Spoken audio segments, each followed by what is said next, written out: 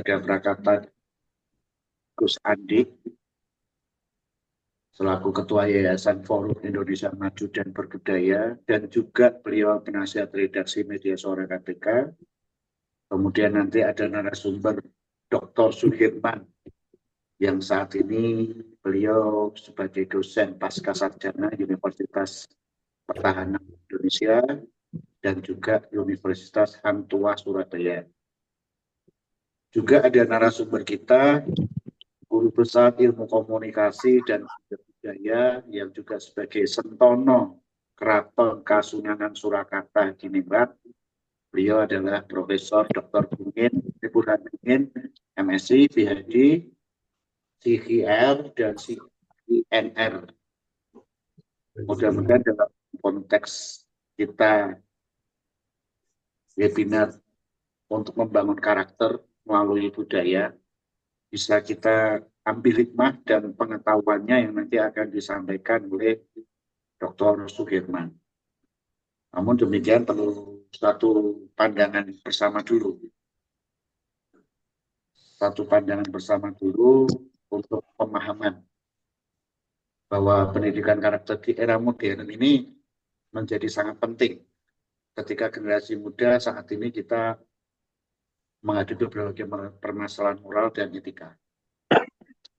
Sebagaimana dicatat oleh BPS, Badan Pusat Statistik, lebih daripada 30% remaja kita saat ini mengalami permasalahan perilaku akibat kurangnya pendidikan karakter.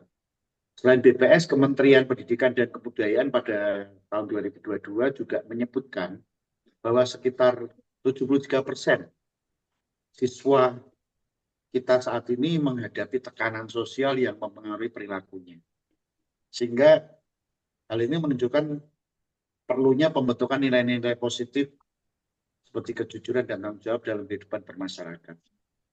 Nah, untuk menghasilkan generasi yang cerdas, akademis, dan berintegritas moral, maka pendidikan karakter ini sangat diperlukan.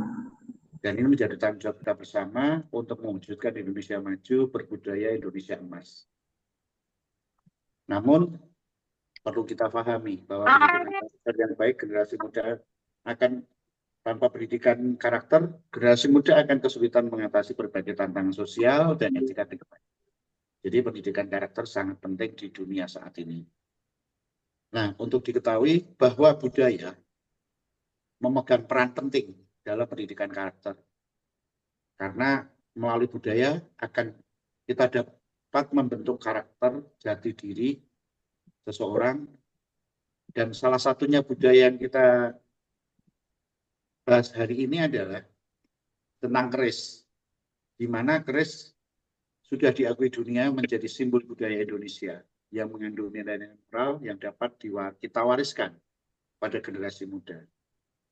Selain itu, keris juga memiliki makna yang mendalam dan mengajarkan kita akan nilai-nilai positif seperti keberanian, ketabahan, dan kebijaksanaan yang selaras dengan Pancasila. Maka satu hal yang perlu kita pahami bahwa keris bukan sekedar senjata semata, melainkan keris dapat menjadi alat pendidikan untuk menyampaikan nilai-nilai luhur Pancasila. Lalu muncul pertanyaan dalam benak kita bersama. Bagaimana keris bisa dijadikan sebagai media pengembangan karakter untuk menyampaikan nilai-nilai Pancasila kepada generasi muda? Nah, kali ini kita nanti akan mendengarkan paparan sudut pandang dan pengetahuan yang akan disampaikan oleh narasumber kita yang pertama, yaitu Dr. Suhirman.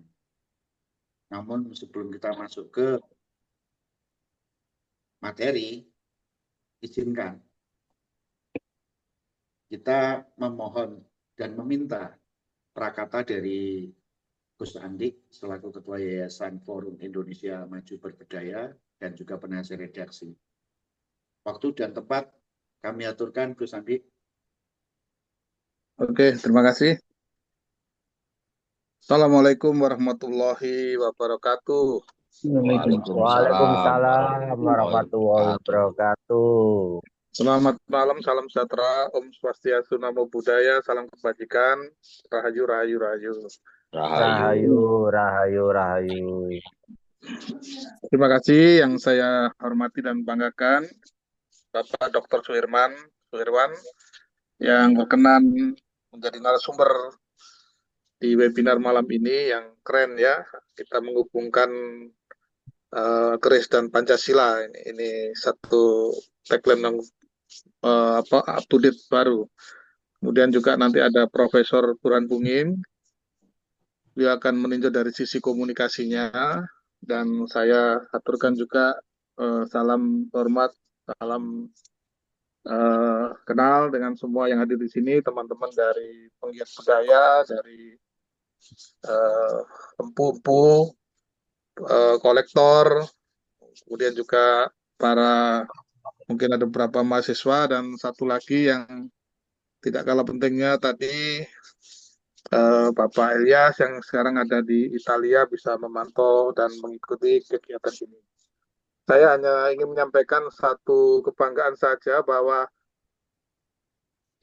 terbaru Bapak Presiden Prabowo, ternyata beliau memiliki pemahaman yang kuat terhadap budaya. Oleh karena itulah dalam kabinetnya sekarang dan disyukuri terjadi satu konsentrasi untuk mengembangkan budaya, maka dibentuklah Kementerian Kebudayaan, pecahan dari Kementerian Pendidikan Nasional, Pendidikan Riset dan Dikti, ada muncul Kementerian Kebudayaan. Dan Kementerian Kebudayaan ini dipegang oleh orang terdekat beliau yang justru kita kenal sebagai tokoh budaya, tokoh yang konsisten mengembangkan dan menguri-uri budaya Nusantara, khususnya Tosanaji, keris, dan berbagai macam artefak-artefak, ada naskah-naskah kuno dan sebagainya,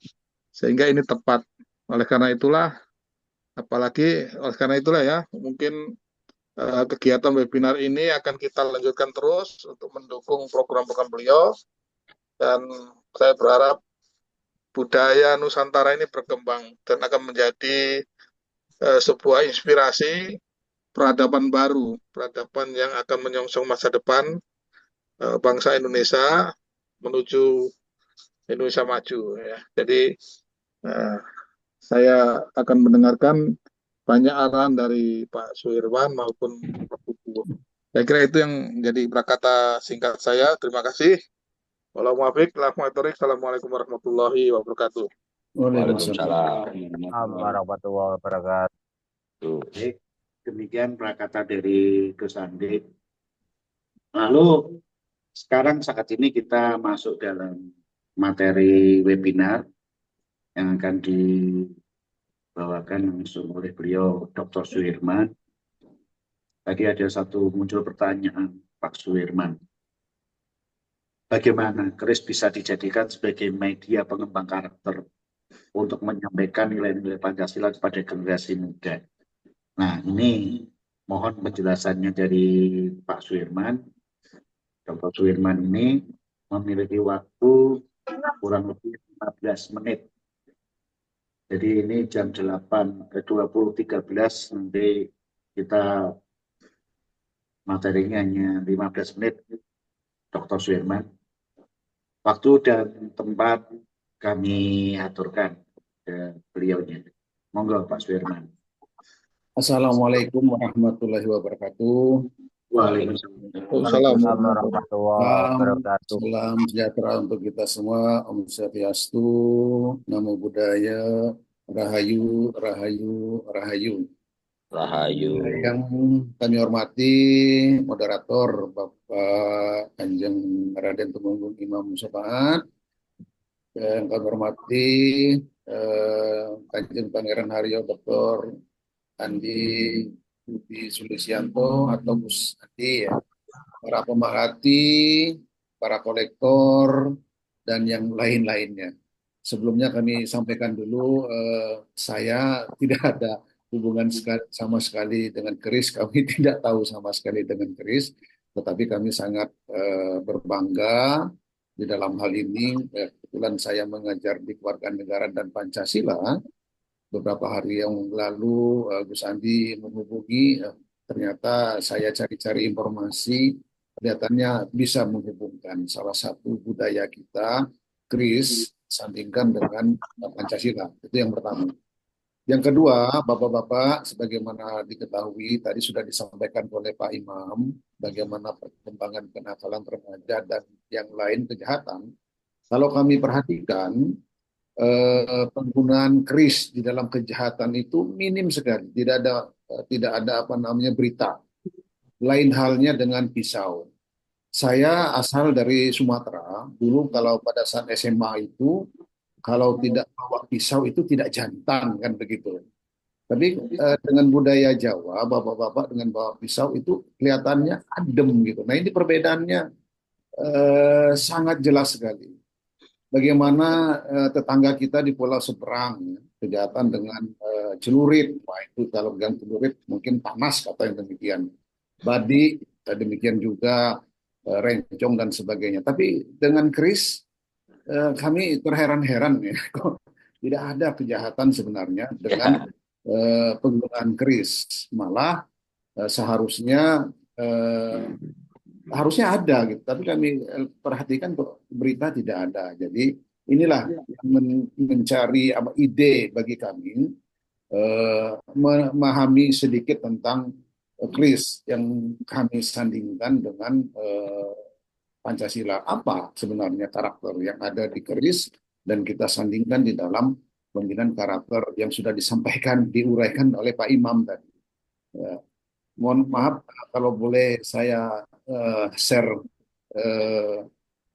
apa namanya slide-nya. Jadi saya sendiri sudah pensiun dari TNI 1 tahun yang lalu. Pangkat terakhir adalah Laksamana Muda bintang 2 di Universitas Pertahanan. Sekarang masih sebagai dosen di Universitas Pertahanan dan di Universitas Hang Tuah Surabaya. Amin. Mari kita izinkan bukan menggurui, tapi kami sharing saja apa yang kami dapatkan dari artikel-artikel maupun informasi. Bagaimana yang sudah disampaikan, memang keris ini bukan hanya senjata, ya, tetapi bagi suku Jawa khususnya, ya, bahwa memiliki filosofi, ya, menjadi media, sehingga menjadi media yang efektif menurut kami untuk menanamkan nilai-nilai Pancasila pada generasi muda. Tetapi mungkin ada kendalanya. Nah, tantangannya adalah bahwa apa yang disampaikan oleh Pak Imam tadi, menurut BPS memang 15% sampai 30% menjadi peningkatan kenakalan remaja, ya, sehingga kita berkewajiban sebenarnya mendidik karakter para remaja tersebut, ingin menjadikan SDM di Indonesia emas nanti menjadi unggul, demikian. Sehingga identitas budaya ini bisa menjadi jati diri bagi kita, sehingga nanti pembangunan dapat kita laksanakan dengan baik. Nah, di dalam pendidikan karakter penting sekali, ya, kita menanamkan kepribadian-kepribadian yang kuat, berintegrasi dan menjadi generasi yang baik, ya. Tentunya dengan menanamkan sifat kejujuran, tanggung jawab maupun kepedulian sosial sesuai dengan saat sekarang dengan perkembangan teknologi. Mungkin para remaja lebih suka mandiri, ya, dengan menggunakan gadgetnya, ya, sehingga kepedulian sosial pun pada saat sekarang mungkin mereka agak minim, ya.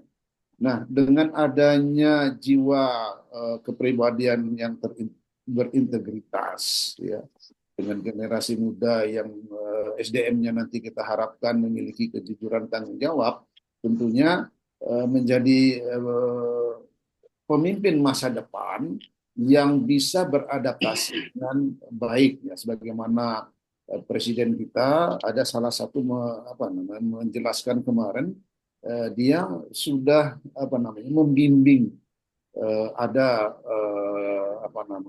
mantan dari anggota TNI itu sudah 20 tahun melekat kepada beliau. Jadi untuk menciptakan pemimpin yang baik itu tidak bisa sesingkat mungkin, tidak bisa ya.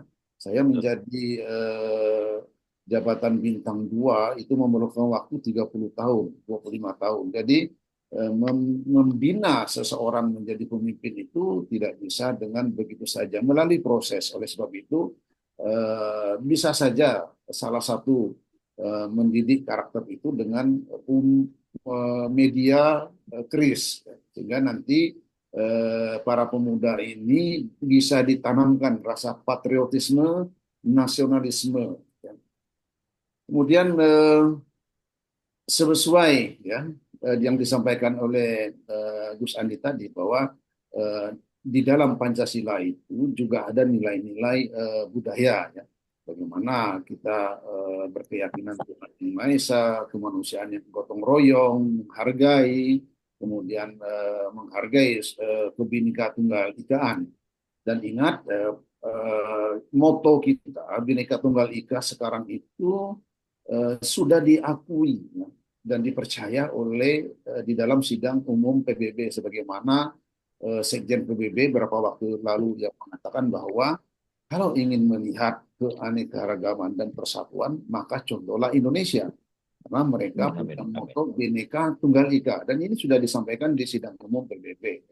Sehingga untuk memahami filosofi keris dalam budaya Jawa, ini kalau tidak salah, mohon maaf kalau saya salah ya, bahwa merupakan simbolis spiritual. Ya, di mana keris ini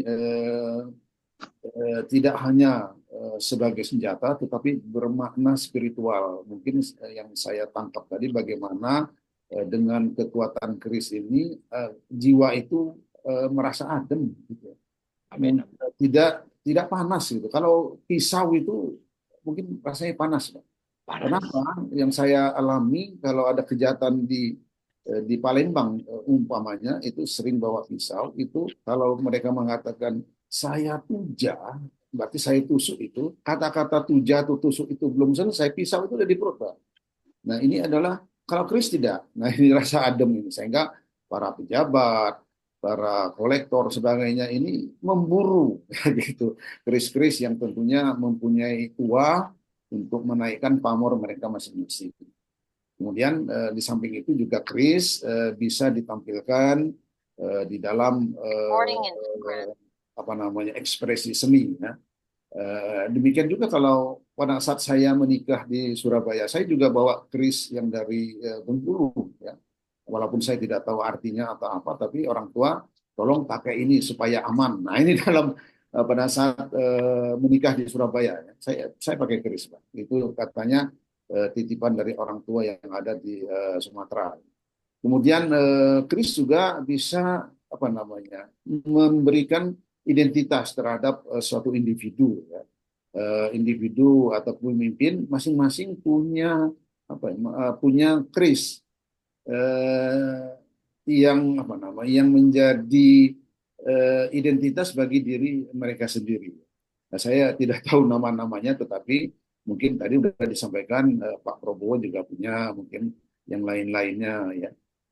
Kemudian bagaimana sih simbolisasi keris dalam masyarakat Indonesia? Nah, kalau dipelajari bahwa keris itu memiliki rasa suatu kehormatan, kesinambungan dalam kesatuan, maupun adanya jiwa spiritual atau magis. Dan yang terakhir adalah seni dan budaya, karena sering ditampilkan dalam kreasi-kreasi seni.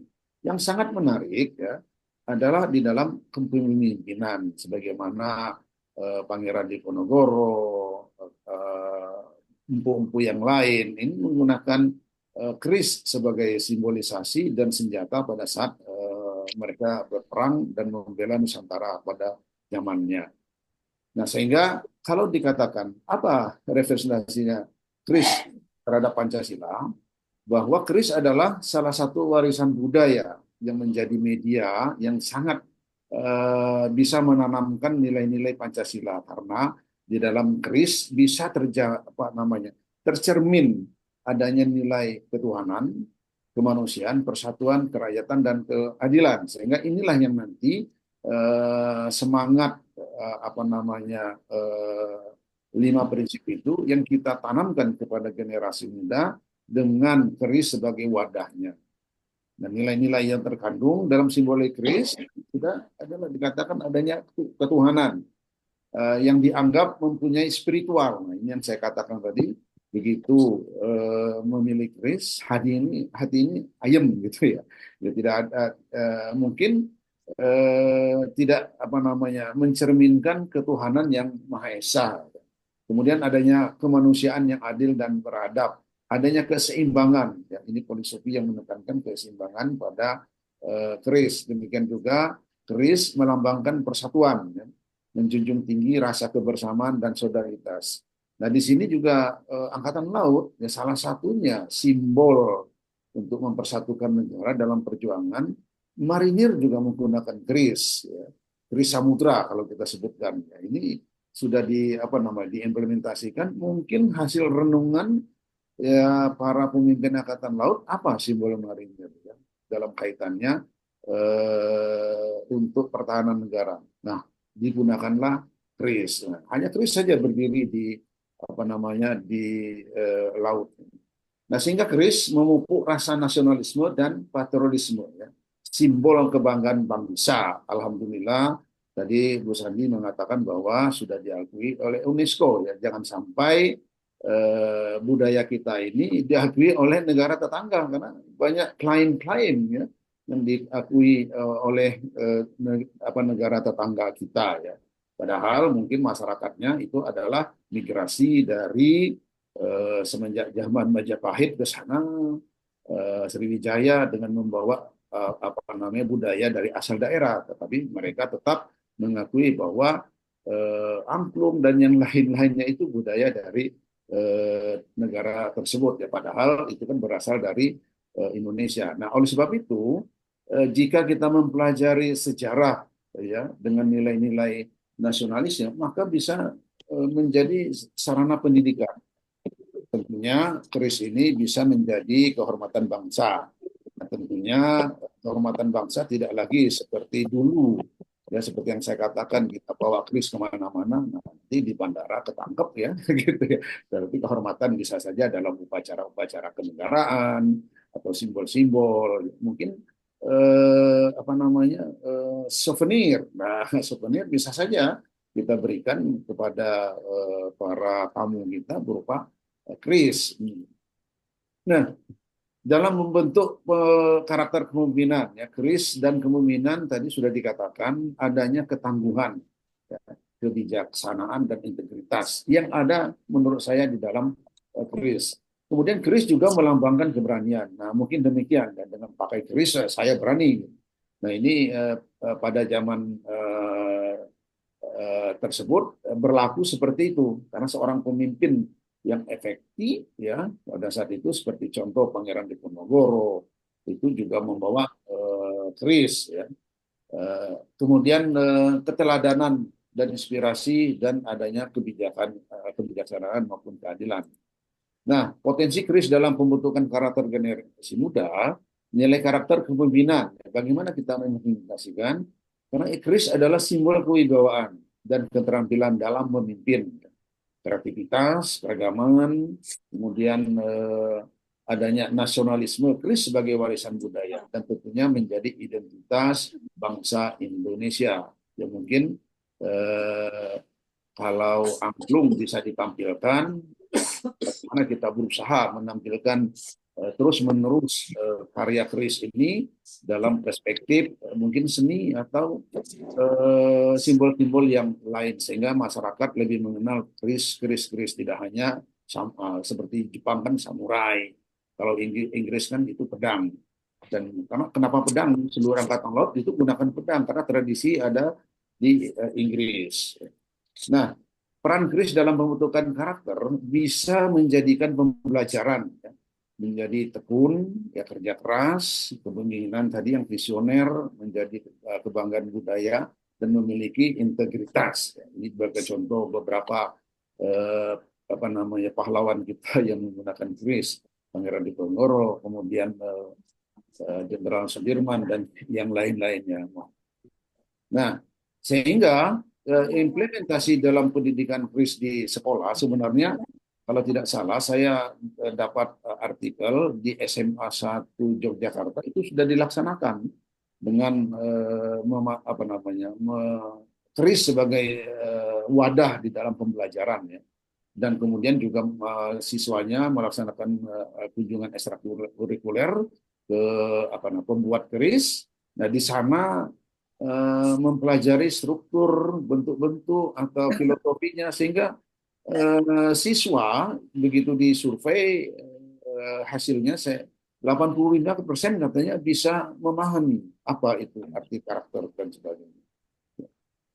Nah, studi kasus berikutnya adalah bagaimana sebenarnya kita bisa memasukkan keris ini di dalam pengembangan kurikulum berbasis kearifan lokal.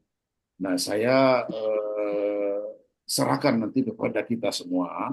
Kalau di dalam daerah Jawa mungkin itu bisa kita laksanakan pengembangannya. Ya, karena khawatir saya begitu ada seseorang bawa keris ke sekolah, wah ini harus diwaspadai ya. Atau mendatangi para ahlinya ya ke dalam ini, ke dalam apa pembelajaran khususnya di dalam bidang budaya, kemudian kita tampilkan keris ya, sehingga sangat apa namanya jika diintegrasikan dengan kurikulum ini memungkinkan ya. Kemudian adanya pendekatan nah kapasitas gurunya ini juga mungkin memenuhi pelatihan ya sehingga tidak hanya guru sekolah pejabat pun atau tokoh masyarakat dan seniman ini bisa apa namanya diajak dalam pengembangan kurikulum berbasis kearifan lokal sebagaimana tadi disampaikan oleh Gus Andi. Jadi tidak hanya keris, masih dalam yang lain-lainnya juga bisa dilaksanakan. Sehingga tantangannya adalah kurang pahamnya apa itu keris bagi generasi muda. Mereka hanya paham keris itu mungkin hanya untuk senjata, ya, padahal yang lain tidak. Jadi peluangnya adalah meningkatkan apresiasi warisan budaya. Terbatasnya sumber daya atau komunitas dulu, mungkin ini bisa difasilitasi dengan memberi pelajaran oleh budayawan, kolektor, dan sebagainya ya. Kemudian berresensi dengan perubahan kurikulum, tentunya mengintegrasikan nilai-nilai Pancasila. Nah, upaya pelestarian tentunya dengan dokumentasi, edukasi, kemudian revitalisasi keahlian pembuatan keris. Nah, ini saya juga belum pernah melihat ya bagaimana keris itu dibuat. Dulu menurut sejarah empu ganding atau apa itu tidak membuat keris itu tidak dengan besi pukulan apa palu ya, tapi dengan diurut dengan tangan dengan saktinya karena empu-empu kita zaman dulu. Mudah-mudahan ilmu itu masih ada sekarang. Ya. Nah, kemudian keris ini memiliki sejarah yang panjang, ya, nilai filosofi, ada keindahan di sana. Kalau dilihat, ya keris itu kan bermacam-macam. Ini mungkin ada maknanya, ukirannya. Maka saya perkenalan tadi bahwa saya bukan orang keris, jadi saya nggak mengerti ini ilustrasi apa gambar-gambar ini. Tetapi filosofinya yang saya ambil. Sehingga menjadi warisan leluhur yang perlu kita lestarikan, jangan sampai hilang. Jangan sampai nanti 10-20 tahun yang akan datang, dulu pernah ada keris. Nah, ini kan karena sudah diganti senjata nuklir. Nah, ini ya. Sehingga kesimpulan ya, keris menjadi warisan budaya Jawa memiliki potensi besar dimanfaatkan sebagai media pendidikan karakter yang efektif menanamkan jiwa-jiwa Pancasila kepada generasi muda. Kemudian memahami kedalaman makna dari filosofi keris untuk dikembangkan dalam pembelajaran yang bersinambungan dan bermakna. Nah, tentunya rekomendasi ya perlunya kolaborasi antara pihak sekolah, pemerintah, budayawan, masyarakat untuk mengembangkan kurikulum, kemudian meningkatkan kapasitas guru, ya tidak hanya mengenal keris saja, tapi dia kita ajak mungkin tur atau sebagainya tempat pembuatan sehingga nanti bisa disampaikan di dalam pembelajaran. Dengan demikian kita bisa melestarikan budaya kita keris, tentunya budaya yang menjadi kebanggaan kita yang sudah diakui oleh UNESCO. Nah, terima kasih. Demikian yang bisa kami sampaikan. Mohon maaf, saya tidak apa namanya menggurui, tapi inti poin-poin yang ingin kami sampaikan mungkin ke depannya tidak hanya keris, tapi sekarang mungkin ada baiknya memang yang bisa ditampilkan lebih lebih baik keris dulu. Ya. Ada lagi wayang dan sebagainya. Tapi kalau wayang perlu apa namanya tempat yang banyak, tapi keris kan tidak. Kami kembalikan kepada Pak Imam. Terima kasih. Assalamualaikum warahmatullahi wabarakatuh. Mohon izin, Quran. Waalaikumsalam Waalaikumsalam warahmatullahi warahmatullahi wabarakatuh. Waalaikumsalam. Terima kasih Dr. Suirman yang telah memaparkan tentang keris yang selama ini diakui maupun tidak diakui, disadari maupun tidak disadari, pemahaman kita tentang keris ini hanya sekedar senjata dan kewibawaan dan selalu dikaitkan dengan sebuah spiritual tapi mengarahnya kepada hal yang unik. Namun sehingga karena dikaitkan dengan hal yang klinik, ketertarikan generasi muda ini menjadi agak acuh tentang perkerisan. Namun dengan adanya webinar ini, mudah-mudahan kita bisa mengambil hikmahnya bahwa keris itu bukan hanya sekedar untuk gagah-gagahan, bukan sekedar untuk senjata saja, tapi keris itu memiliki makna dan fungsi yang berkaitan dengan Pancasila. Tadi disampaikan sila pertama, keberadaan keris ini sebagai benda sakral yang memiliki nilai kekuatan spiritual. Lalu kalau dilihat dari sila kedua, kemanusiaan yang adil dan beradab, keris juga sebagai dalam upacara adat yang berpusat pada penghormatan terhadap leluhur, nilai kemanusiaan. Sedangkan di sila ketiga, Persatuan Indonesia, keris sebagai simbol pemersatu berbagai suku dan budaya di Indonesia. Nah, disinilah ada beberapa nilai-nilai perkerisan ini tidak bisa dilihat dari satu sudut pandang. Nah, di sini tadi dilihat dari keris memiliki nilai karakter. Saat ini kita mencoba untuk tadi ini dari Pak Suwarto ada masukan bahwa sekarang orang tua muda banyak yang pesan keris lewat online.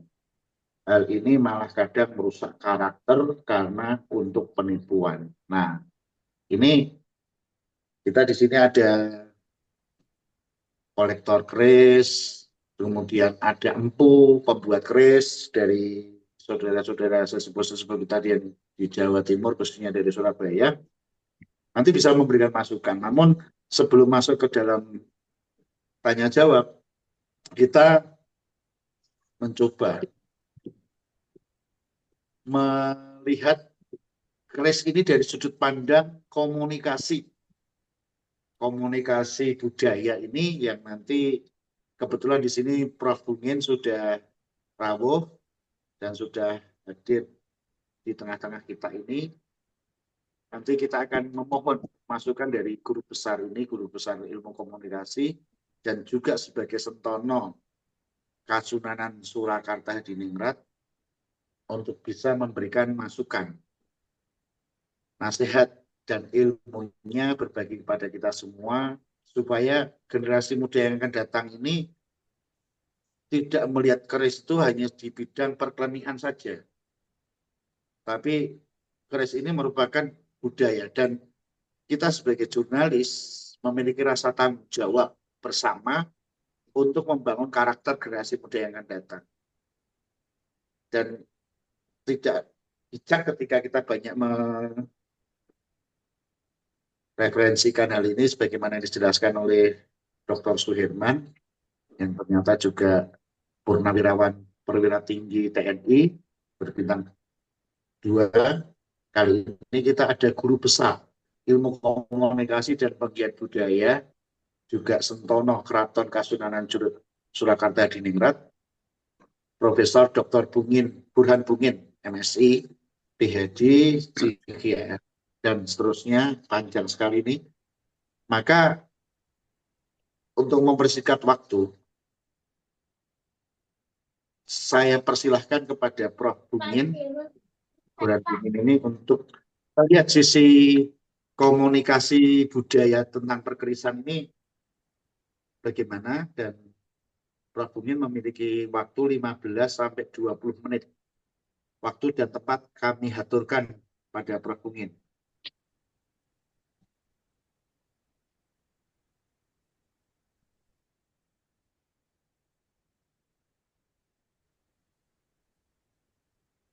Baik, terima kasih Pak Moderator, Pak Imam Supaat. Selamat malam Bapak Ibu sekalian, selamat malam Dr. Suhirwan. Malam, Bro. Sehat Malam. Pak ya? Bro. Sehat ya. Kita Selamat ketemu malam. lagi malam hari ini dalam satu kajian yang cukup menarik. Saya ini sebenarnya budaya saya ini adalah budaya Belanda. Saya dibesarkan di lingkungan Belanda, Pak. Di Maluku sana, di Ambon sana yang kulturnya itu memang Belanda. Nenek-nenek saya itu berbahasa Belanda ya, seperti itu. Jadi sebenarnya keris ini baru kemudian saya pahami ketika saya sekolah gitu ya, kemudian diajarin tentang keris, kemudian saya migrasi ke Malang, kemudian hidup bersama orang Jawa, dan kemudian saya memahami keris ini. Akan tetapi secara intensif, saya kira-kira 15 tahun sebelum ini, saya berteman dengan seorang profesor juga, yang rumahnya itu penuh dengan keris. Dan kemudian saya menjadi sangat penasaran dengan beliau. Kenapa? Karena begitu banyak kerisnya itu, mungkin ada ribuan di rumah dia itu.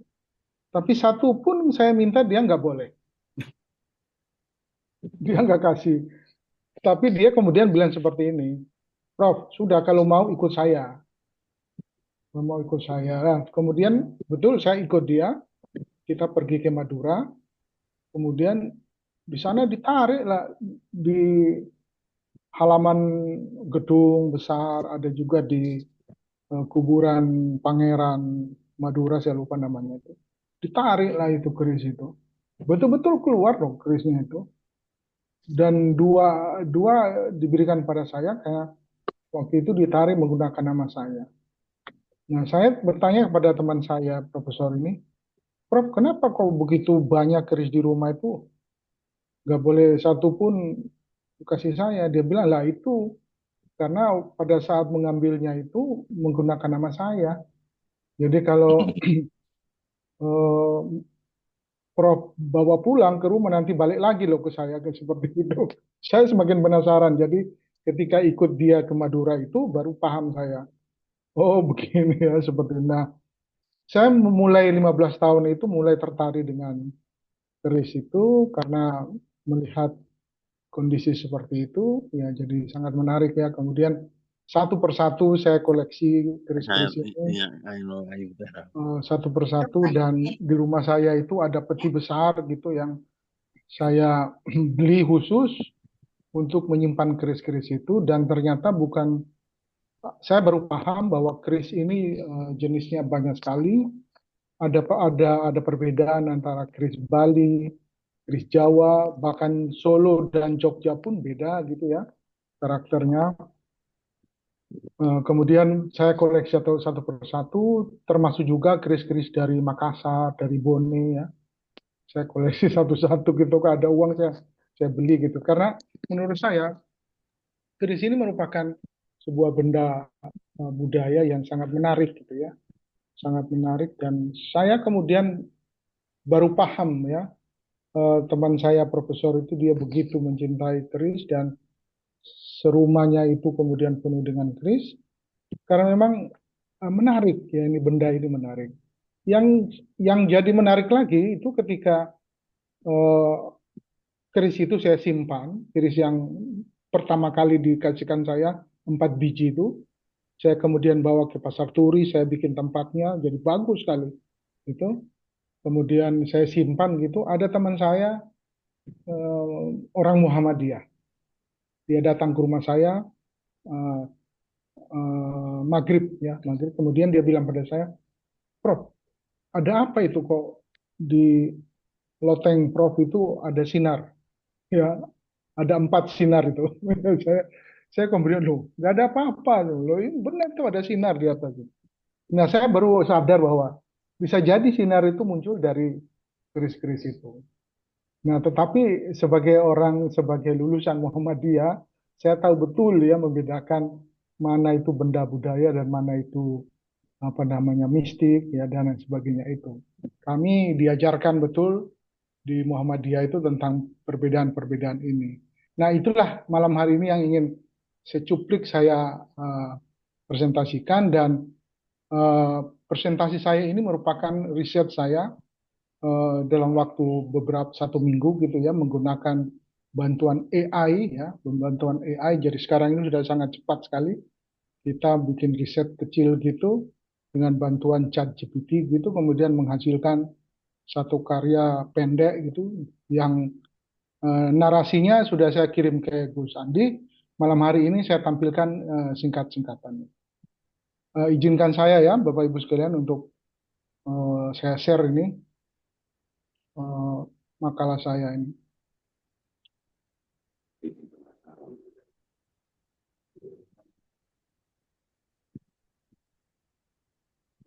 Tolong saya diizinkan share, panitia. Saya belum bisa share ini.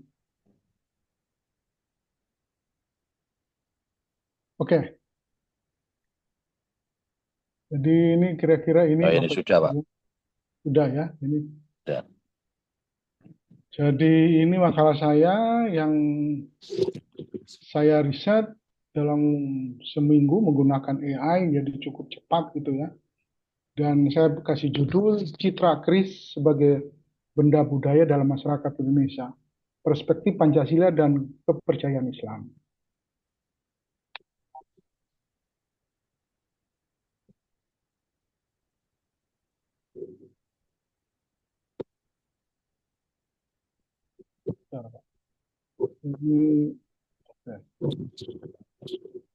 Jadi keris dalam budaya Jawa itu adalah keris sebagai pusaka gitu ya, sebagai pusaka dan simbol status sosial. Kita tahu bahwa keris ini dalam budaya Jawa itu merupakan sebuah status sosial dan eh, karena itu keris yang kita pahami itu dia akan terbaca oleh orang-orang yang paham tentang keris itu sendiri. Nah, tetapi dalam kepercayaan Islam itu berkaitan dengan tauhid dan ajaran Islam. Jadi kepercayaan Islam itu berkaitan dengan ketauhidan, bahwa tidak ada satu benda pun yang bisa menggantikan posisi Allah, ya posisi Tuhan seperti itu. Apapun yang terjadi dalam kehidupan manusia itu ditentukan oleh Tuhan, oleh Allah Sang Pencipta, bukan disebabkan karena benda-benda ciptaan Tuhan, apalagi benda-benda itu berkaitan dengan ciptaan manusia. Nah, ini yang kemudian menjadi persoalan yang kita bincangkan pada hari ini dan tadi juga sudah disinggung oleh uh, Pak Dr. Suirwan tadi ya. Sehingga permasalahannya bagaimana masyarakat Islam memaknai keris ini tanpa terjebak dalam syirik. Itu yang paling penting. Ketika saya mencintai keris ini, ketika saya mengkoleksi keris ini, istri saya itu kemudian memprotes saya. Ngapain itu? Ya, benda-benda begitu kok dikoleksi macam-macam ya. Nah, saya paham dia melihatnya dari posisi akidah. Ya dia takut jangan sampai saya kemudian menjadi syirik ya. Padahal karena itu saya bilang pada dia, kalau persoalan syirik itu kamu harus bertanya pada saya. Saya ini eh, apa namanya sekolah dasarnya madrasah, kemudian pendidikan agama, SMP-nya adalah pendidikan guru agama, SMA-nya pendidikan guru agama, S1-nya itu 18 semester, waktu itu 18 semester itu mempelajari tentang kemuhammadian dan persoalan syirik ini.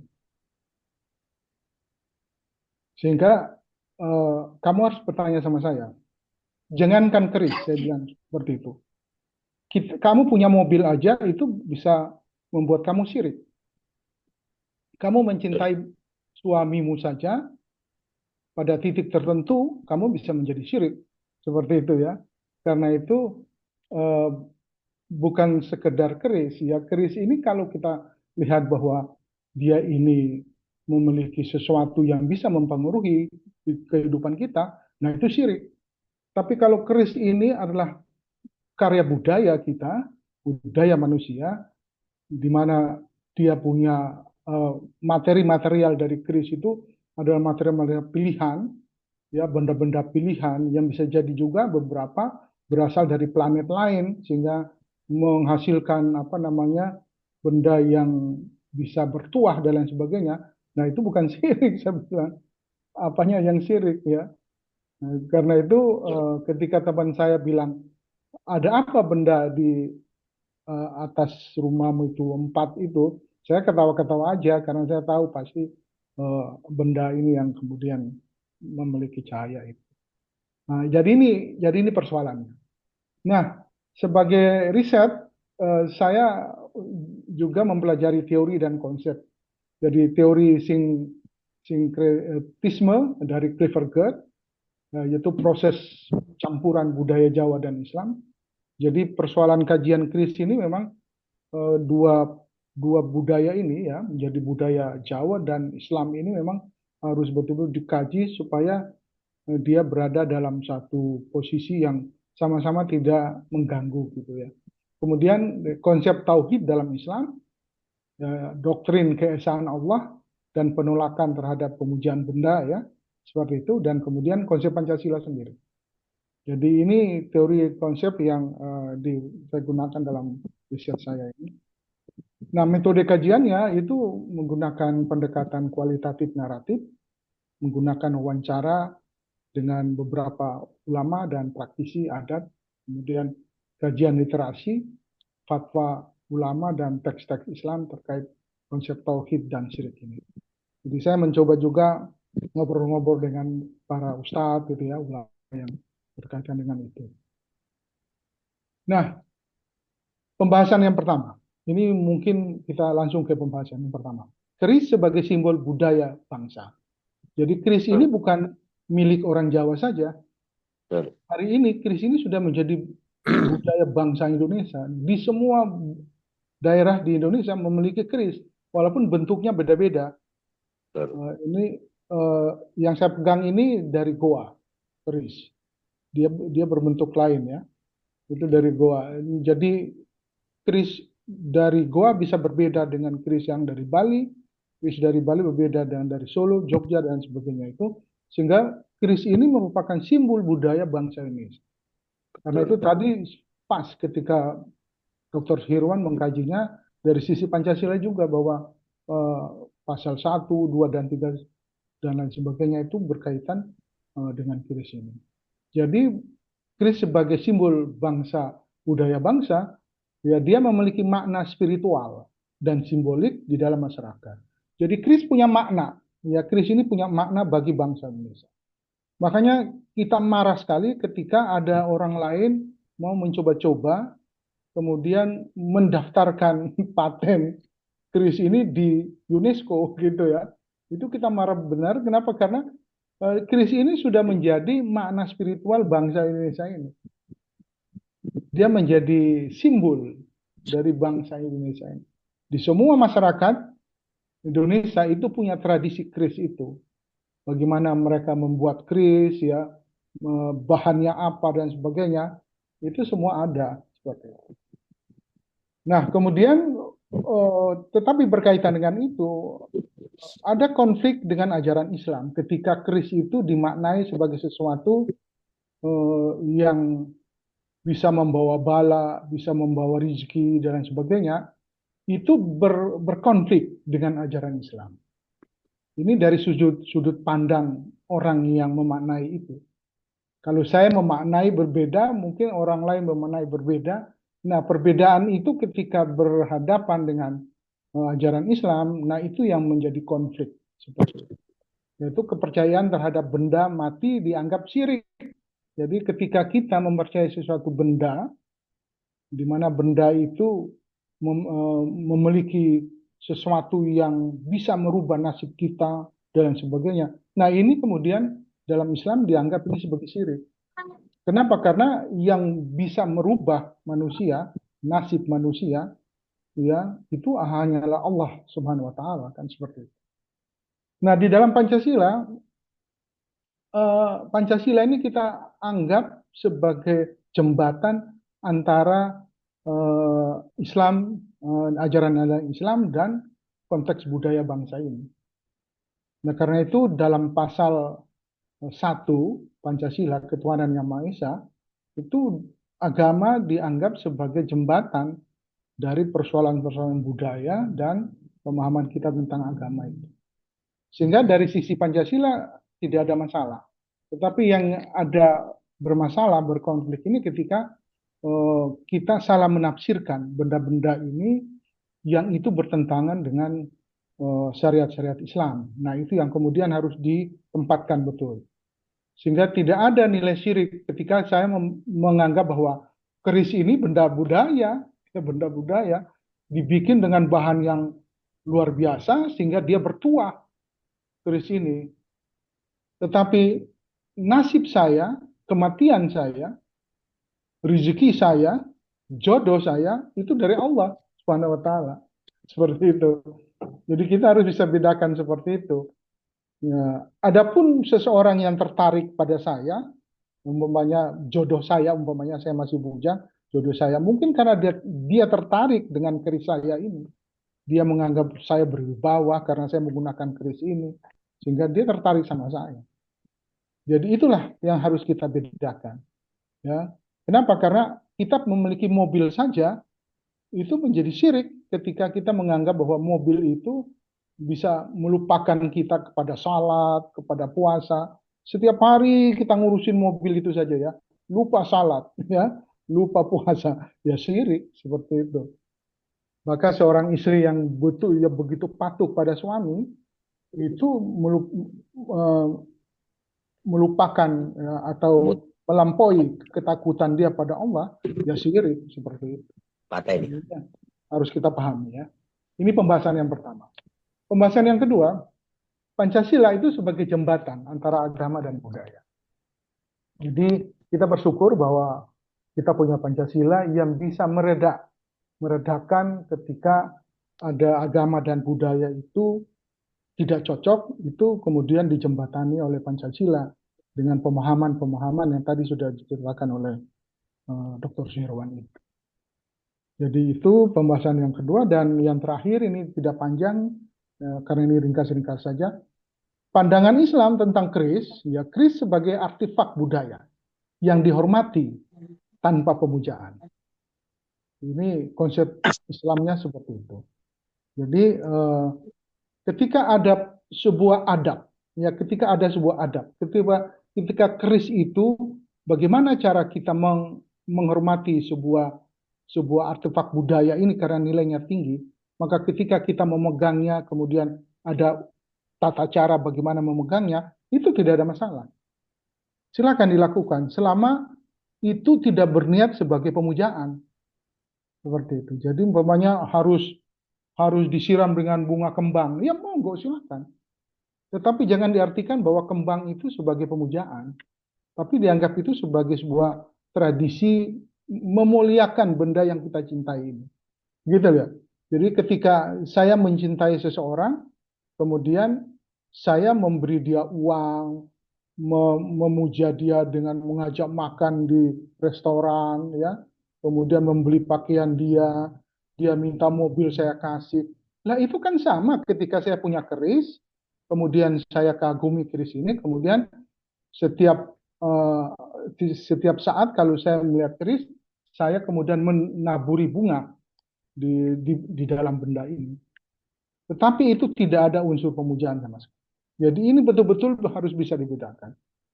Jadi ketika saya memberikan nafkah kepada istri saya, apakah itu sebuah pemujaan kepada istri saya? Kan tidak seperti itu ya. Ya, bahwa itu sebuah kewajiban saya. Ya, karena saya punya istri, punya anak kan seperti itu. Apakah saya memberi pakaian pada anak saya itu sebuah pemujaan? Nah, itu kan tidak demikian kan? Itu sebagai sebuah kewajiban. Nah, ini yang perlu kita pahami sebagai khusus untuk kelompok muslim. Beda lagi kalau dengan kelompok aliran kepercayaan. Silakan mereka mengembangkan sendiri konsep-konsep kepercayaan mereka. Tetapi yang saya bicara ini adalah dari konsep keislaman, sehingga kita harus betul-betul membedakan ya mana itu benda dan mana itu objek pemujaan. Fatwa ulama yaitu penghormatan keris boleh. Ini ulama memberi fatwa boleh. Ya, penghormatan yang tadi saya bilang, umpamanya disiram dengan bunga kembang, disiram atau dikasih kemenyan supaya keris ini wangi gitu ya, kemudian diasapi dengan kemenyan, nggak ada masalah. Itu bagian dari penghormatan. Tetapi mempercayai kekuatan di dalam keris itu yang kemudian harus hati-hati. Kenapa? Karena semua kekuatan adalah datang dari Allah Subhanahu wa taala. Seperti itu. Nah, ini yang kemudian harus dipahami ketika kita Islam, ya. Tapi kalau aliran kepercayaan memang beda, ya. Mereka punya tradisi sendiri, kita hormati ya. Tapi yang saya bicarain dalam konsep agama saya Islam itu seperti itu, berdasarkan pada fatwa Majelis Ulama, pada apa namanya ajaran-ajaran Islam seperti itu ya. Sehingga jangan kaget bahwa saya alumni Muhammadiyah, ya, saya mencintai keris. Ya, tidak ada masalah. Ya, seperti itu. Dengan segala tradisinya saya lakukan. Ya, jadi apa namanya itu bukan sesuatu yang menjadi syirik ketika saya bisa bedakan mana itu pemujaan, mana itu adalah benda budaya. Seperti itu. Kesimpulannya, harmoni antara budaya dan agama, sinkretisme memungkinkan koekosistem, koeksistensi antara keyakinan lokal dan ajaran Islam. Ini dari teorinya Kierkegaard ya. Jadi kalau kita bisa membedakan ya persoalan yang tadi saya ceritakan itu, maka kita bisa koeksistensi antara keyakinan lokal ya, keyakinan lokal itu adalah budaya dan ajaran Islam. Jadi dua-dua berjalan dengan koridor mereka masing-masing. Tanpa satu dengan yang lain kita kalahkan. Kemudian Islam dan budaya lokal. Keris tetap dihargai sebagai simbol budaya tanpa melanggar prinsip-prinsip tauhid. Ya, Bapak Ibu sekalian, ini daftar pustakanya dari beberapa daftar pustaka yang juga ditunjukkan oleh ChatGPT ya. Jadi kita hari ini sudah masuk di era teknologi canggih sehingga semua itu serba mudah gitu ya. Kita lakukan riset asalkan kita menguasai teknologi ini. Terima kasih. Assalamualaikum warahmatullahi wabarakatuh. Waalaikumsalam warahmatullahi wabarakatuh. Terima kasih, Prof. Terima kasih Prof. Burhan Ya. atas penjelasannya, menjadi tambahan wawasan dan pengetahuan kita. Kalau tadi dijelaskan hubungan keris dan Pancasila oleh Dr. Suhirman, lalu di sini dilihat dari sisi komunikasi, ilmu komunikasi antara keris dengan ilmu komunikasi ini. Tadi Prof. Burhan mendikau bahwa keris ini menjadi simbol komunikasi, sinkretisme, dan kita harus bisa membedakan antara keris dengan ketauhidan, budaya dengan tauhid keislaman. Jadi kalau kita bisa memilah, tentu kita akan bisa memahami dan menghargai, juga melestarikan. Dan ini tadi ada pertanyaan dari Pak Muhari dari Grobogan. pertanyaannya adalah ditujukan kepada Dr. Suirman. Tadi narasumber mengulas bahwa keris tidak terlibat dalam peristiwa kriminal. Namun ada cerita pada zaman kerajaan Singosari, keris ini menjadi senjata perebutan kekuasaan dan balas dendam. Hal ini hanya cerita legenda saja, apa memang merupakan catatan peristiwa sejarah? Mungkin penjelasan dari yang berhormat Dr. Suirman. Demikian pertanyaan dari Pak Muhari dari Grobogan. Pertanyaan Pak Muhari dari Grobogan. Kebetulan nanti ketika tanya jawab dulu, pertanyaan yang lain juga di sini ada Empu Aryo Herlambang, beliau ahli pembuat keris, juga nanti akan bisa ditambahkan jawaban-jawabannya, penjelasannya dari Dr. Suirman maupun dari Empu Haryo, mungkin juga dari Gus Andi. Namun saat ini kita sampaikan kepada Dr. Suirman.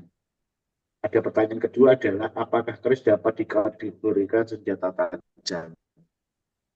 Ini dari Reni RM siapa ini belum ada namanya. Mungkin itu Dr. Suirman, pertanyaan dari kawan kita yang tinggal di Grobogan, Jawa Tengah. Waktu dan tempat kami aturkan, Dr. Suirman. Terima kasih Pak Moderator, Bapak Imam, terima kasih Pak Muhari dari Grobogan untuk pertanyaannya. Memang dalam penjelasan kami di slide tidak kami sampaikan sejarah penggunaan keris sampai saat sekarang. Saya hanya memotret bagaimana keris itu pada zaman era global sekarang ini atau era milenial.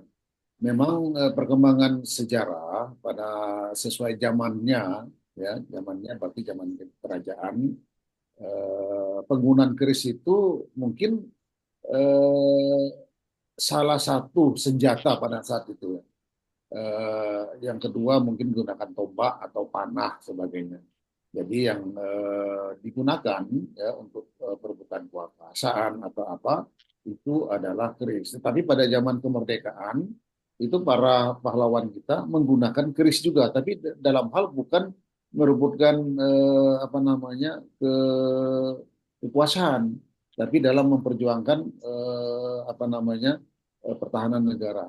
Nah, pada saat sekarang mungkin bapak-bapak menggunakan keris, apakah untuk kekerasan? Saya kira tidak. Maka saya katakan tadi bahwa perkembangan sekarang itu beda. Kalau pisau itu Pak, mungkin sekarang masih digunakan untuk alat kejahatan masih. Tapi kalau keris, Bapak selipkan di mana di pinggang atau apa, itu bukan untuk menunjukkan suatu untuk panas kalau saya katakan, sehingga akan menimbulkan kejahatan.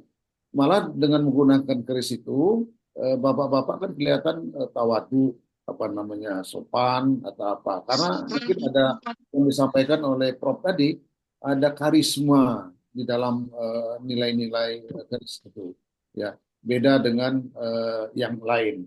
Sehingga sejarah tidak bisa kita pungkiri bahwa zaman Singosari, ya penggunaan keris itu dalam perebutan kuasa antara satu empu dengan empu yang lain, ya kayak Narok mungkin itu kan menggunakan keris. Bagaimana si empu kemudian menciptakan keris dan digunakan oleh Ken Narok untuk membunuh ya Raja Muhammad, kami lupa sejarahnya. Kemudian demikian juga karma berbalik, ya Ken Narok kalau nggak salah juga menggunakan hal itu. Nah, ini adalah simbol saat sekarang, ya. Sehingga kalau memperhatikan penggunaan keris di zaman perebutan kekuasaan, ya, nah disitulah yang ingin saya cerminkan sebenarnya bahwa keris ini ada nilai-nilai patriotisme, ya, sebagaimana digunakan oleh Pangeran Diponegoro, kemudian para pahlawan yang lainnya. Dan tidak itu saja, saya katakan tadi para pejabat pun, ya dengan karismatiknya tersendiri, dengan nama-nama keris yang kami tidak tahu nama-namanya itu menjadi pegangan mereka ya. Malah yang diceritakan oleh Prof. Burhan, kami juga oleh anak buah pada saat di Madura itu diberi gitu mungkin 10 apa namanya panjangnya 10 senti gitu. Ya kami dikatakan Pak ini saya tarik di kuburan ini untuk Bapak gitu. Tapi yang diceritakan Prof tadi ini ya kami juga takut karena ini apa disyaratkan untuk setiap malam Jumat gitu diberi minyak wangi sebagainya. Nah, kami apa namanya kami tidak berani melakukan itu. Nah, saya lupa tempatnya di mana. Ini masih ada di tempat saya. Saya ingin kembalikan ke anak buah saya yang memberikan itu. Tapi sayangnya beliaunya sudah meninggal. Kembalikan ke saya aja, Pak. Siap. Ini. Jadi ada ya.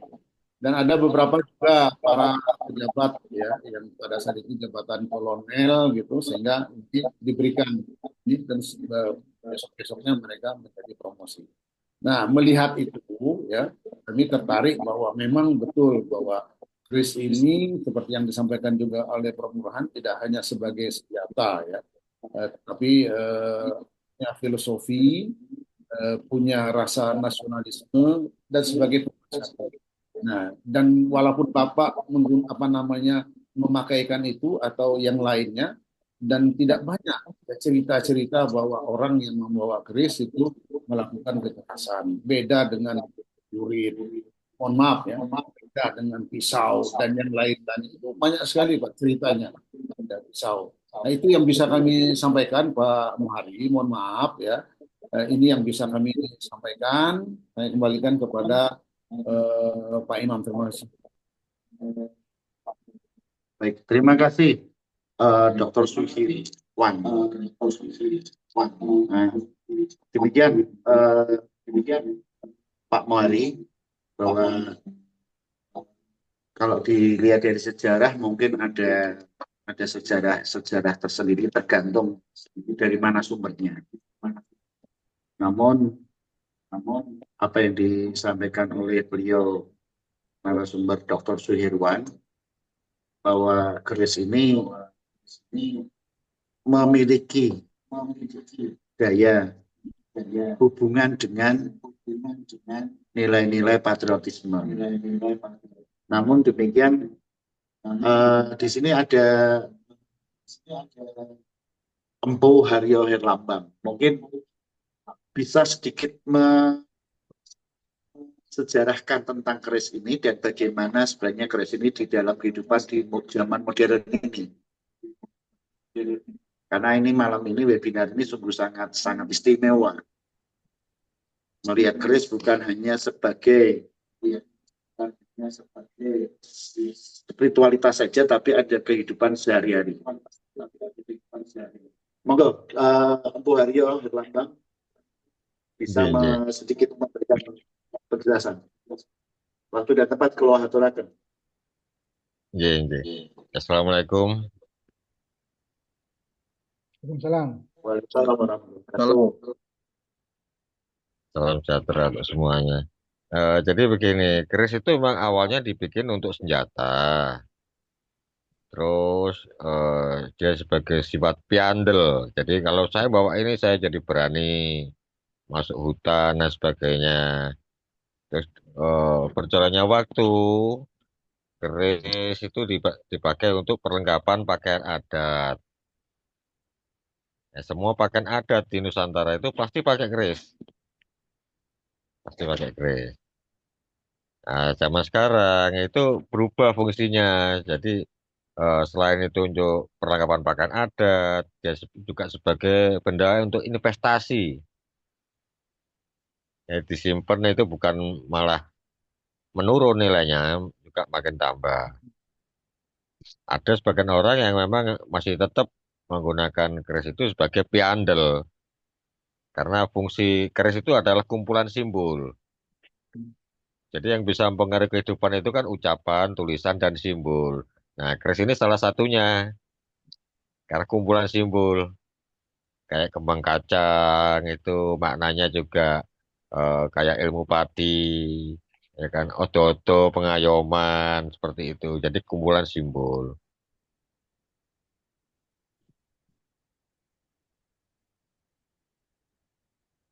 Begitu juga hubungannya dengan Pancasila ini tadi kan saya kasih kesimpulan aja. Jadi meskipun keris itu benda yang fisik berasal dari tradisi budaya, sedangkan Pancasila adalah ideologi negara. Jadi keduanya itu mencerminkan nilai-nilai yang serupa, seperti kemanusiaan, keadilan, persatuan, kebijaksanaan, dan spiritual. Keris sebagai simbol budaya tradisi yang melengkapi Pancasila sebagai panduan ideologis yang lebih modern. Tapi keduanya berakar pada prinsip yang mendasari kehidupan masyarakat Indonesia.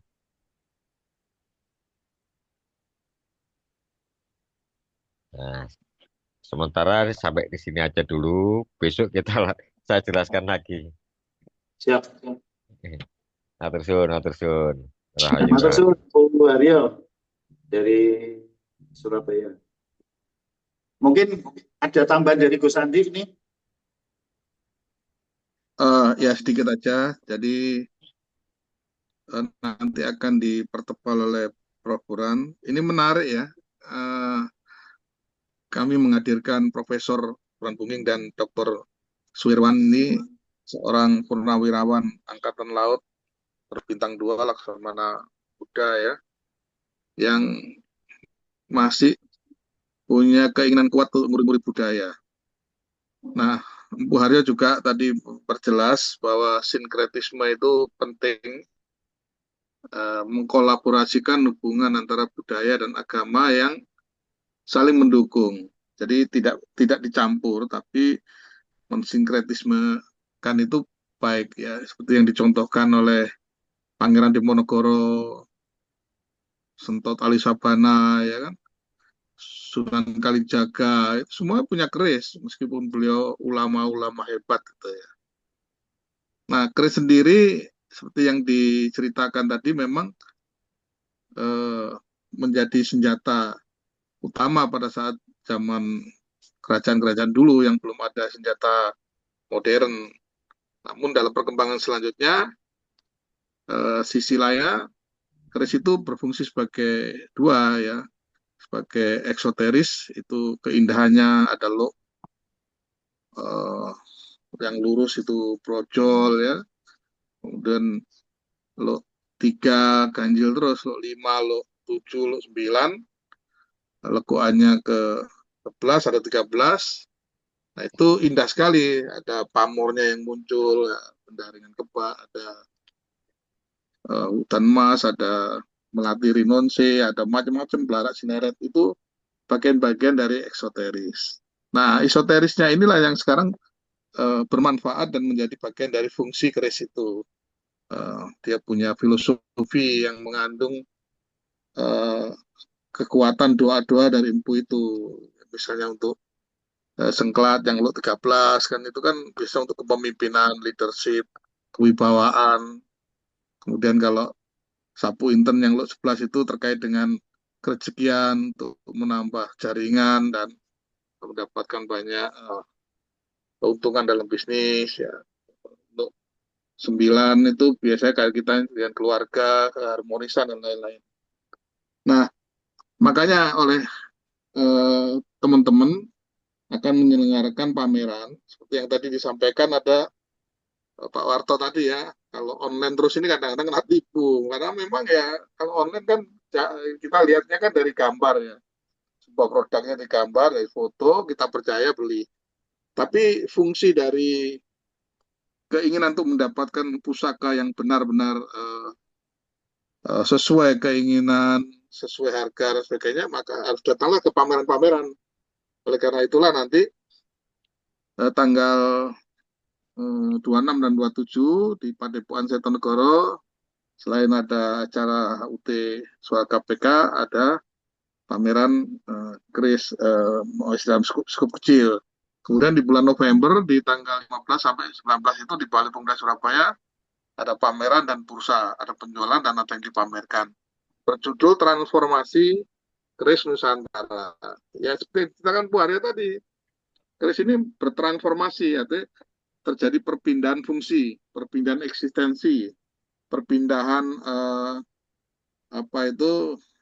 keberadaan keris itu yang dulu sebagai senjata sekarang menjadi ageman ya, pusaka yang mempunyai fungsi yang sesuai dengan apa yang didoakan oleh Empu. Nah, demikianlah. Nanti hari Kamis akan ada webinar lagi. Nanti Empu Haryo akan berbicara lebih teknis lagi. Bagaimana keris itu bisa dimiliki anak muda. Terus atau nanti Mas Mahendra akan berbicara sesuai dengan hati nuraninya anak muda ini kepinginnya apa terhadap budaya Nusantara ini. Apakah harus dilestarikan lebih dalam, apa harus disinergikan dengan digitalisasi supaya mudah. Dan yang menarik lagi, Prof. Burhan tadi menyitir soal AI. Ini yang lagi berkembang. AI itu artificial intelligence. Jadi semua akan dipermudah untuk mendapatkan sesuatu informasi kalau kita menggunakan informasi tercanggih namanya artificial intelligence. Nah, ini harus ada webinar khusus ini. Saya sendiri masih belum tahu, tapi saya sudah menekankan ini adalah era baru yang kita tidak boleh ketinggalan informasi atau ketinggalan zaman. Ini canggih nih, artificial intelligence yang bisa membidik soal budaya keris. Demikian Mas Imam, terima kasih. Silakan Prof untuk melanjutkan. Baik, terima kasih Gus Andi. Malam hari ini kita diskusinya sangat menarik sekali. Jadi selama ini pemahaman atau pengertian kita tentang keris lebih banyak dikaitkan dengan sebuah mistis atau ketika kita salah mengartikan seperti disampaikan Prof. Burhan tadi bisa masuk ke dalam sifat sirik. Nah, dan ternyata keris ini kalau kita lihat dari sudut pandangan media, tugas kita media perlu melestarikan, memberikan edukasi kepada masyarakat bahwa tentang keris ini tidak bisa dilihat hanya dari satu sudut pandang, artinya pertanian saja. Satu hal yang perlu kami moderator sampaikan dari beberapa hal yang disampaikan dari narasumber Dr. Suhirwan dan Prof. Burhan, sudah tadi ditambahkan oleh Empu Haryo sebagai pembuat keris.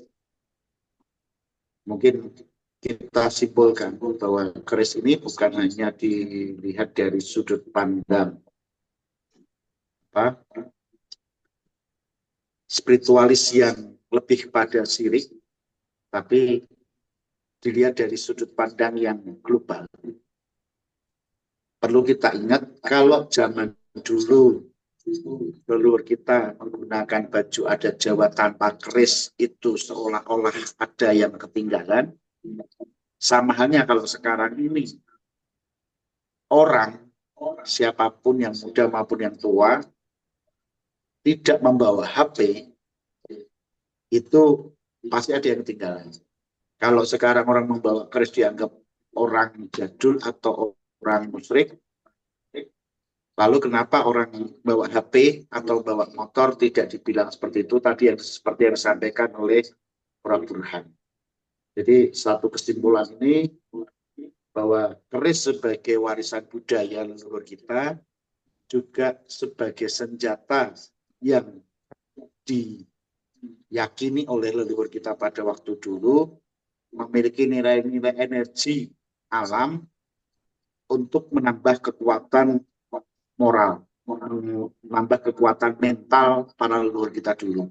Jadi pada malam hari ini kita bisa menyimpulkan keris ini tidak bisa dilihat atau dipandang dari salah satu sudut pandang saja. Maka perlu dilihat dari segala sudut pandang. Mungkin pada malam hari ini kita bisa mengambil hikmah bahwa ternyata keris sebagai warisan budaya ini menjadi simbol dari Pancasila, nilai-nilai Pancasila ini, dan juga sebagai simbol patriotisme.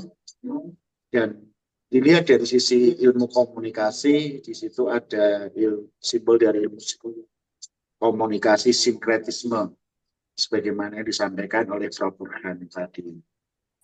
Gus, Mungkin pada malam ini karena kita hanya diberikan waktu sampai jam 21.30, masih ada waktu 5 menit. tanya Gus.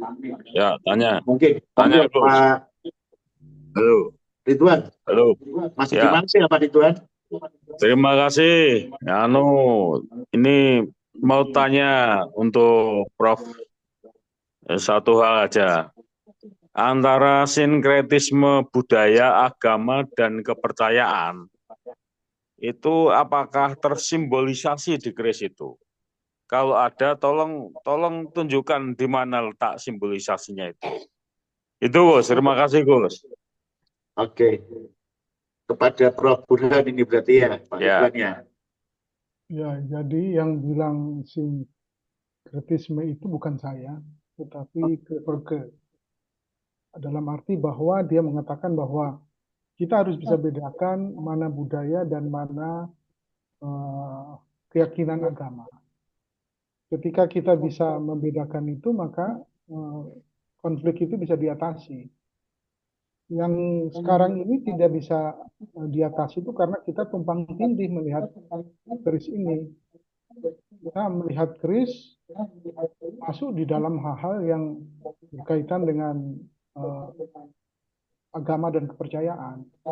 Nah, itulah yang kemudian dari pandangan agama itu melihat sinis terhadap benda ini. Ya karena ulah kita sendiri kan seperti itu. Jadi ketika kita bisa membedakan itu tidak ada masalah. Dan harus ingat bahwa Bapak Ibu sekalian, yang mungkin ini juga perlu saya sampaikan bahwa bagaimana cara kita mengangkat keris ini sebagai sebuah benda budaya yang hidup di era sekarang ini, di era posmo ini. Itu yang paling penting.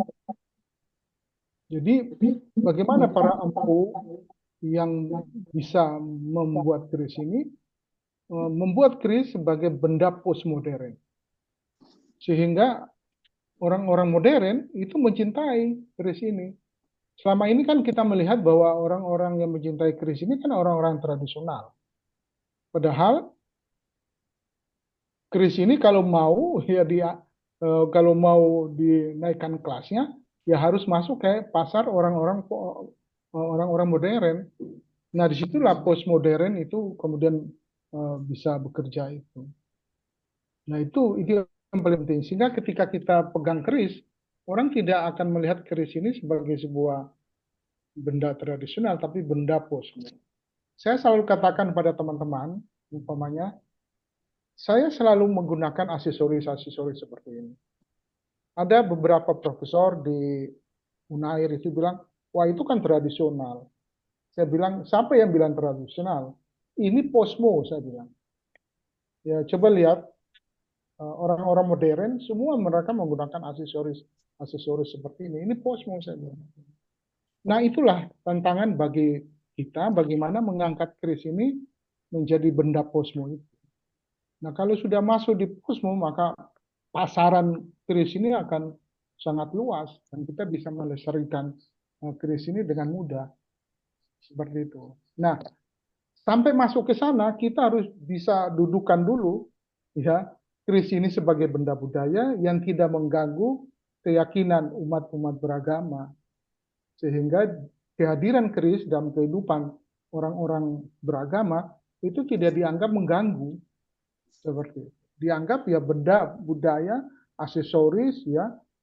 Kalau yang tadi diceritakan perkembangannya dulu sebagai alat untuk berperang dan sekarang kemudian keris tidak lagi menjadi alat berperang tapi menjadi kelengkapan budaya orang-orang kota. Nah, jadi kalau di rumah dia itu ada keris, dia bangga gitu ya.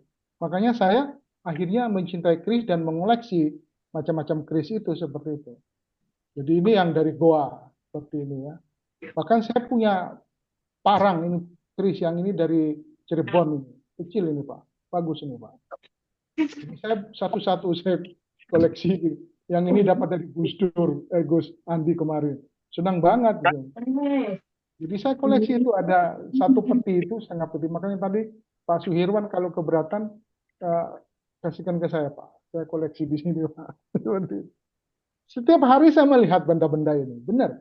Saya kalau pergi ke Pasar Turi, ya, ke Cito waktu itu, kalau ada yang pameran keris itu, saya nggak akan kemana-mana. Saya lihat satu persatu.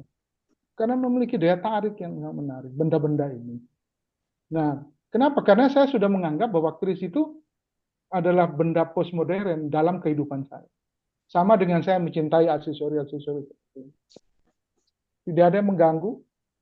Saya seorang Islam ketat, ya, tapi ini tidak mengganggu saya. Jadi ketika benda ini sudah terpositioning dalam kehidupan orang-orang beragama dan dianggap tidak mengganggu, maka pasar keris ini akan jauh luar biasa. Seperti itu, akan sangat dicintai orang. Tapi kalau dianggap sebagai benda yang mengganggu, nah itu kemudian akan didiskreditkan terus. Ini teman-teman, jadi kita harus bisa mengangkat keris ini dari sudut yang seperti ini. Dia menjadi bagian dari kehidupan postmodern. Ke depan kan kita ini postmodern kan, kita tidak akan turun lagi. Dan bagaimana benda-benda tradisional ini itu menjadi postmodern. Begitu kira-kira Pak ya. Jadi kita masuk, kita harus bisa bedakan dulu itu. Ini benda budaya, ini kemudian agama dan sebagainya. Makasih Pak. Memuaskan jawabannya. Terima kasih, Prof. Oke. Bisa diterima Pak Ridwan? Ini masih di Malaysia apa udah pulang ke Jawa? Aduh, Prof ini keren, Prof ini ya. Ternyata menyimpan benda-benda pusaka juga ini. Loh, iya. Loh, saya itu suatu saat di lemari ibu saya itu kalau malam Jumat itu bergerak, prak gitu. Dan ibu saya kasih tahu saya bertanya sama ibu, sama mama saya, itu kenapa? Itu ternyata ada keris peninggalan nenek saya yang diturunkan kepada bapak saya, tetapi tidak diurus. Bapak saya kelakuannya ya seperti saya gitu ya. Saya ini banyak menghilangkan benda-benda pusaka keluarga, Pak. Banyak yang hilang karena tidak terurus sama saya seperti itu. Seperti pusar laut, tanduk kucing itu punya, keluarga itu punya Pak. Tanduk kucing, pusar laut itu punya kita semua. Tapi saya yang hilangkan karena saya tidak terlalu yakin bahwa benda itu akan mempengaruhi kehidupan saya. Bahwa yang mempengaruhi kehidupan saya ya Allah Subhanahu Wa Taala, Tuhan saya. Benda itu hanya benda budaya seperti itu. Gitu loh Pak. Sehingga ketika saya pakai benda-benda kayak begini dan ada orang yang bilang, wah itu kan kayak orang tradisional aja. Siapa bilang tradisional? Ini postmodern. Lihat coba bintang-bintang film itu ya di Eropa dan sebagainya. Mereka pakai aksesori begini semua karena orang-orang postmodern. Nah keris ini kalau kita bisa angkat seperti itu, wah keren Pak. Pasarnya luar biasa.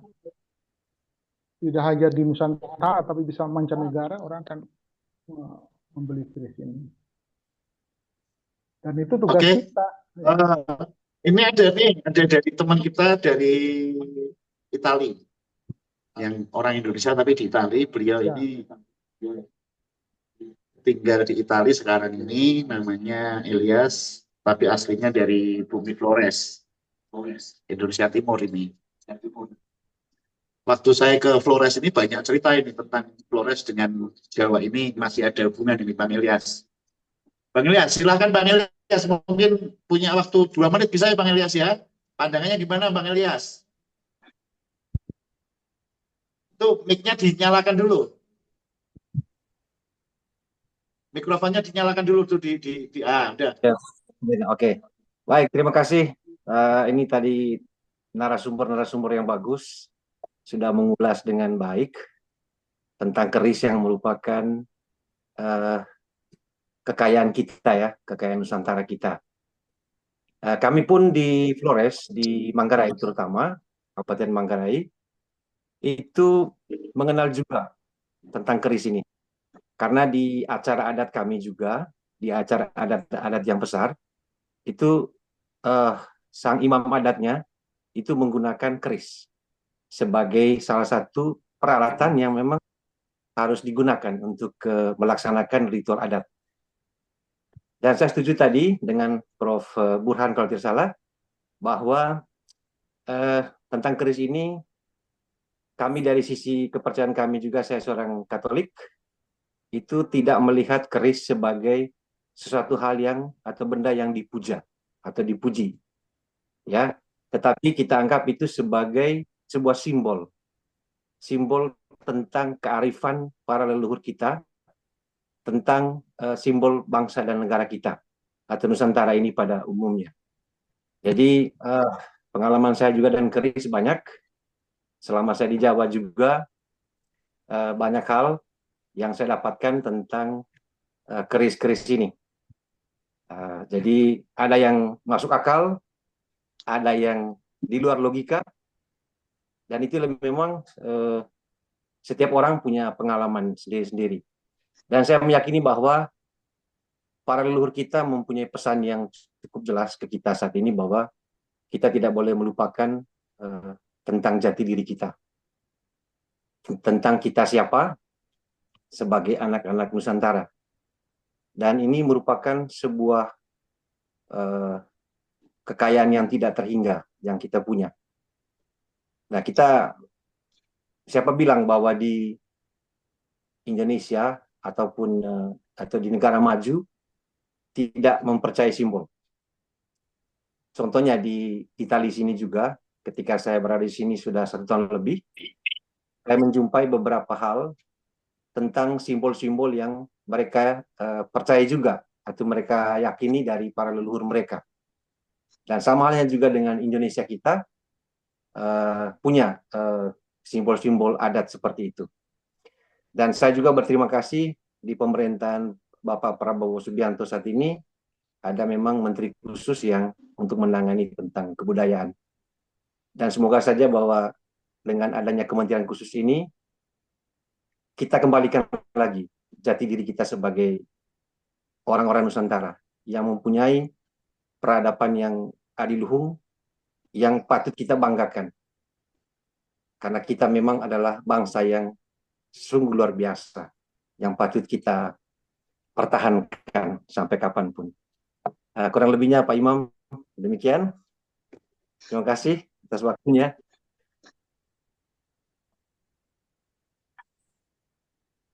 Baik, terima kasih Bang Ilyas. Sudah lama tak bersuara. Ini sangat menarik sekali ini. Sangat menarik sekali ketika kita kupas secara detail. Tapi paling tidak di sini ada satu hal yang dapat kita simpulkan, sebuah filosofi yang ditinggalkan oleh leluhur kita, itu ada satu filosofi yang bisa kita terapkan, yaitu ojo mongso bisa ning bisa rumangsa. Papan itu kudu diterapake. Jadi ketika kita melihat keris ini tidak bisa melihat dari satu sudut pandang, tapi bisa dilihat dari segala sudut pandang. Karena ini waktunya hanya sampai jam 21.30,